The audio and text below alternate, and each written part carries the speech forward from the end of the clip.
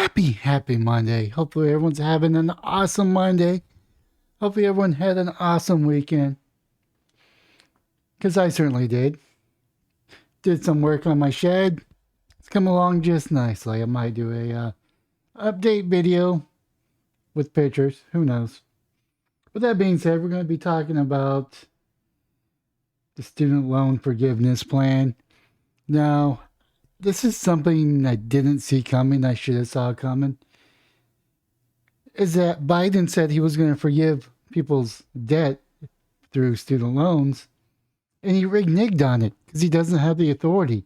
There's people out there that were saying that he didn't have the authority, and the courts decided that he doesn't have the authority because it didn't go through Congress. So he made an empty promise. He was able to keep the Senate, and he's going to keep going to where he's going to go. He hasn't learned from his mistakes. He's going to drive the economy even further into the death spiral, and everything's going to be crap. Probably going to be a one-term president, so we'll see. But this is what I'm talking about: the Biden student relief handout blocked by federal court appeals. Biden plan would cancel up to 20,000 in student loan debts for some borrowers, up to 10,000 for others.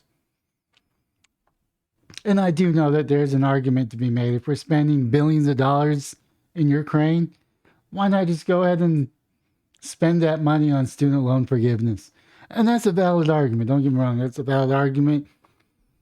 And I don't have a response to that because I do think if we're just going to be wasting money, if taxpayers are just going to get the shaft, we might as well make sure America is taken care of, which is a valid argument, which is a valid counter argument to the war spending in Ukraine. Federal appeal courts on Monday agreed to a preliminary injunction to halt President Biden's plan to forgive student loan debt for millions of borrowers.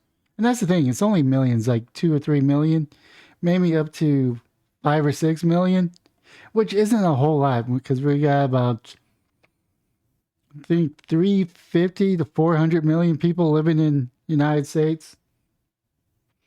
The ruling by a 3-judge panel in St. Louis, 8th U.S. Circuit Court appeal came days after a federal judge in Texas blocked the program. The injunction will remain in effect until further order of this court or the Supreme Court of the United States, Monday ruling said. The judge in Texas case said the plan usurped Congress powers to make laws, and the Texas case was appealed, and the administration was likely to appeal the 8th Circuit ruling as well. That ruling in U.S. District Judge Mark Pittman, a Trump-appointed base in Fort Worth, was critical of the way the program moved ahead without congressional approval. My understanding is the president cannot cancel debt. Only Congress can. Now, President Biden could just say, I'm freezing interest indefinitely until I'm out of office. He could do that. He could suspend payments, which he has the ability to do that. What he cannot do is forgive loans. That's something that Congress has the ultimate power to do in it. Which means that we need to go back to civil classes and learn the roles of the government. Because it's quite clear from interacting with people on Twitter that most people don't even have the basic understandings of civics and the separation of power. People think that we're electing an emperor or a supreme leader that has the final ruling of anything, that can make laws from pen. But that's not how we work.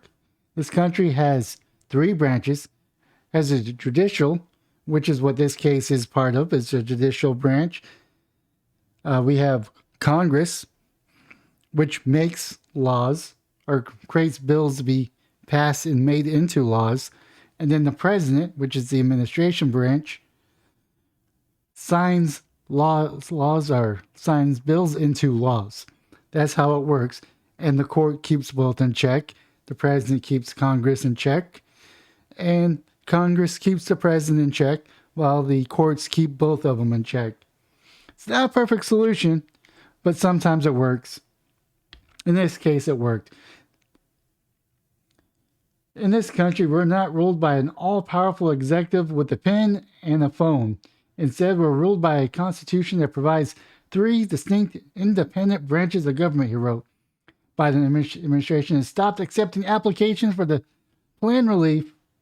The plan will cancel $10,000 to student loans for those making less than $125,000 a year. Dude, I wish I was making that much money. Or households with less than $250,000 income.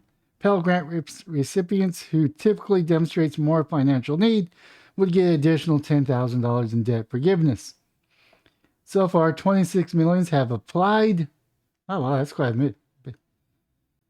I thought it was only a couple million, but it's 26 million have applied for debt relief and 16 million have been approved. White House Press Secretary Karine Jean-Pierre said. Association Press continued to report.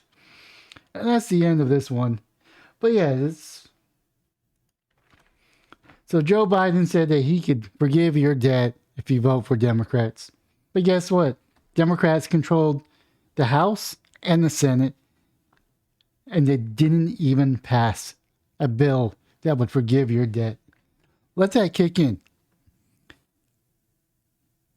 Democrats barely controlled the Senate.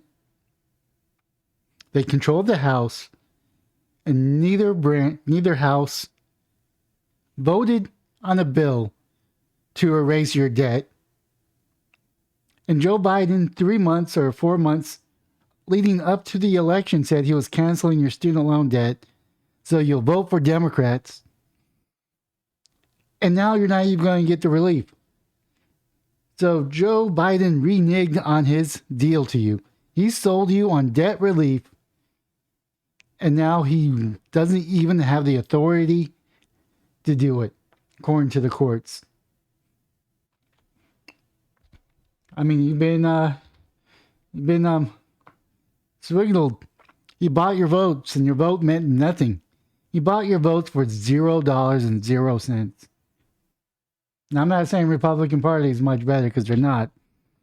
They're just as crappy with different reasons. Now, keep in mind, this is the same government that rubber stamped funding for Ukraine. And as I mentioned at the top of this video, there's an argument to be made. If we're spending billions of dollars in Ukraine, we might as well spend billions of dollars and eradicate student loan debt. And I don't have a counter argument to that. As long as Americans get help. I'm at the point where if Americans get help while we're wasting money in a war that we have no business in, we might as well do it. And I hope if the House goes to Republicans, their first order of bills is to address the student loan forgiveness, and they pass it, and they send it to the Senate for them to either pass it or vote it down. Because that would be a pretty baller move for the Republicans. I mean, I wouldn't agree with it on principle, but if it's helping Americans in this time of need, and we're just wasting money, once again sending it to Ukraine, I think the Republicans' best move right here is in the House, after they get the Speaker of the House, is introduce a bill to forgive student loan debts and make sure that Republicans' names are on it. The Republican name, called the Republican Student Loan Forgiveness Bill, and send it to the Senate to see if they're willing to pass it. I think that'd be a pretty baller move. I think that will show the American people what the Democrats are about. They'll lie to get your vote. And once they're elected, they do the exact opposite. I don't know. Do you agree with me? Do you think the Republicans should pass a bill in the House to forgive student loans? Let me know down in the comments down below. If you want to smash the like button, go ahead. Smash the subscribe button. Go ahead on any and all platforms. Or just the platform you're currently on. It's up to you. No pressure. But most importantly, have yourself a wonderful day, morning, or evening.